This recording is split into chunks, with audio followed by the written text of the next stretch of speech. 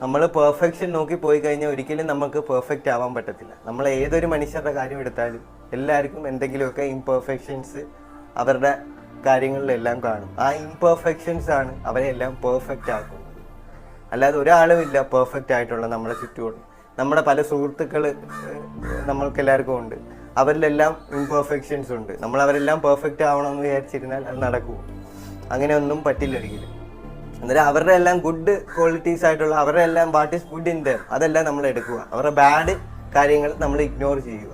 അത് കണക്ക് തന്നെ നമ്മൾക്കും എല്ലാവർക്കും ഗുഡും ബാഡും ആയിട്ടുള്ള കാര്യങ്ങളുണ്ട്. നമ്മൾക്ക് അതെല്ലാം എത്രത്തോളം കറക്റ്റ് ചെയ്യാം എന്ന് നോക്കി നമ്മൾ കാര്യങ്ങൾ ചെയ്യുക. അല്ലാതെ എല്ലാ ആൾക്കാരുടെയും നമ്മൾ ഇംപെർഫെക്ഷൻസ് നോക്കിയിരുന്നു കഴിഞ്ഞാൽ നമുക്കൊക്കെ അങ്ങനെ നോക്കിയിരിക്കാനേ പറ്റൂ. ഒരാളും പെർഫെക്റ്റ് അല്ല, നമ്മൾ ഉൾപ്പെടെയുള്ള ഒരാളും പെർഫെക്റ്റ് അല്ല എന്നുള്ള തിരിച്ചറിവ് നമ്മൾക്കുണ്ടാകും. There is a crack in everything. That is how the light gets in.